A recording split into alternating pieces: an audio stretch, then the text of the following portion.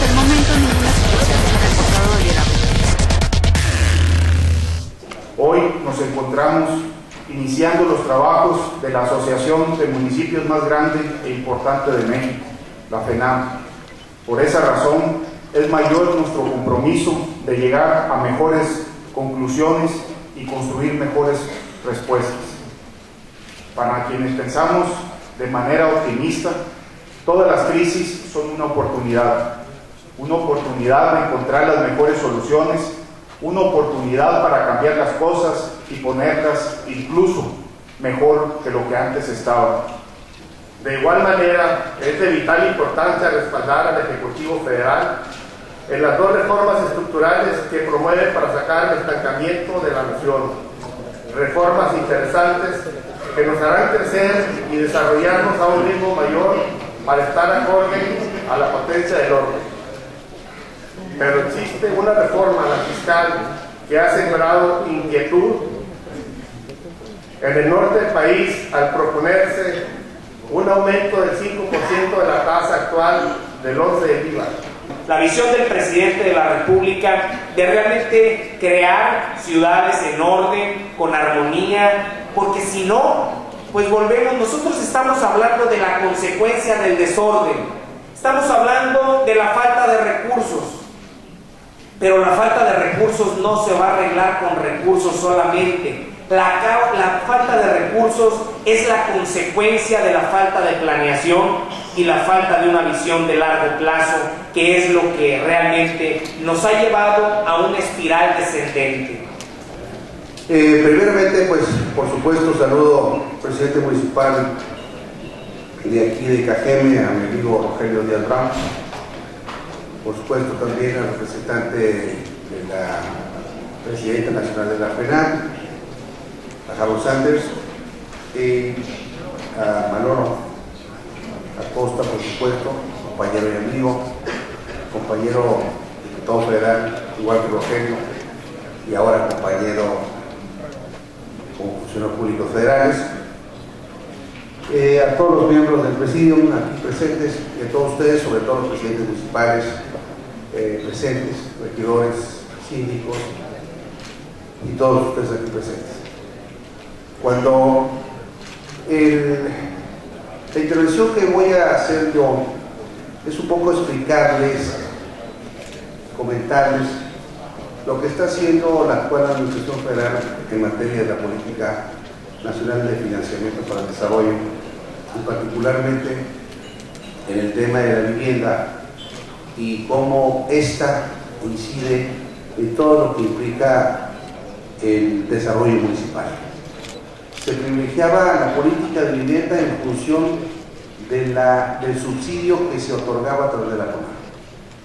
Se otorgaba se hacía la política de vivienda de acuerdo a la necesidad de un rezago histórico que había en México en materia de vivienda. Se hacía la política de vivienda, no importa dónde se construía ni la calidad de la misma, lo importante era el volumen, más que la calidad de ubicación. Se estableció un orden.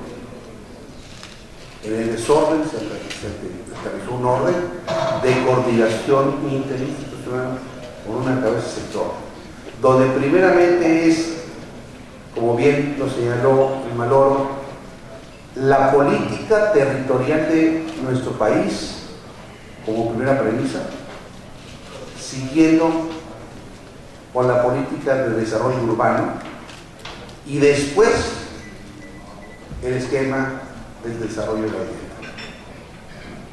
No al revés, ordenar el territorio, legalizarlo, los asentamientos irregulares, la planeación de desarrollo urbano con los planes estatales y municipales y nacionales, por supuesto, atendiendo, por supuesto, lo que establece el 115 constitucional, donde le da justamente al municipio, tiene esa facultad del municipio. Primeramente el orden, cabeza sector, como primer eje, donde los diversos organismos nacionales de vivienda, dígase el Infonavit, dígase el FOBISTE, dígase FONAGO, dígase el CORET, dígase la Sociedad Hipotecaria Federal como un banco de desarrollo, todos juntos trabajamos al unísono en una política congruente de orden en desarrollo urbano, territorial y de la vida.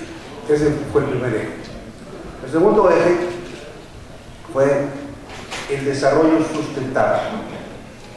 El desarrollo sustentable en atención en que justamente se trató de ordenar de que la vivienda no se instalara o no se construyera donde los desarrolladores en forma, digamos, dispersa pudieran instalar y construir casas en función del valor de la tierra más que de la sustentabilidad misma. Cuando se habla de sustentabilidad es, por supuesto, infraestructura, conectividad, caminos, puentes, etc. Cercanía a los centros de trabajo y un proceso de densificación de las ciudades. En materia de la reforma financiera,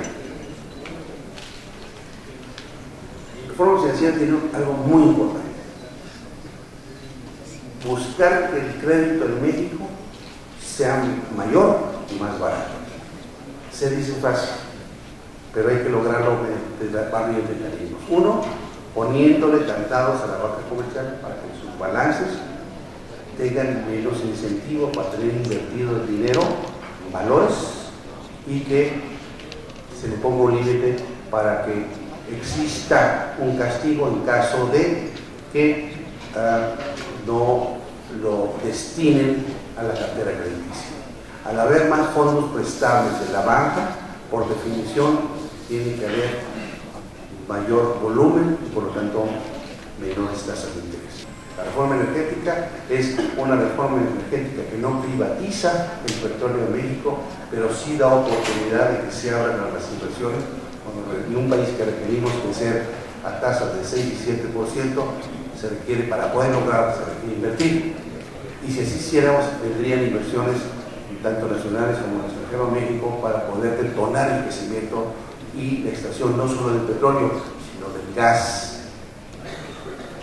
¿Cómo podemos competir si tenemos costos de intereses más altos aquí que en Estados Unidos? ¿Cómo podemos competir si tenemos costos de energía eléctrica más caros aquí que en Estados Unidos? No solo para los hogares, para nosotros que estamos consumiendo sobre todo nuestros calores del noroeste de la República, sino que los industriales hagan más aquí y allá. ¿Cómo puedes competir si las tasas de interés, si la mano de obra es la única, en su caso, elemento de competitividad de los empresas? El resto de los costos son superiores.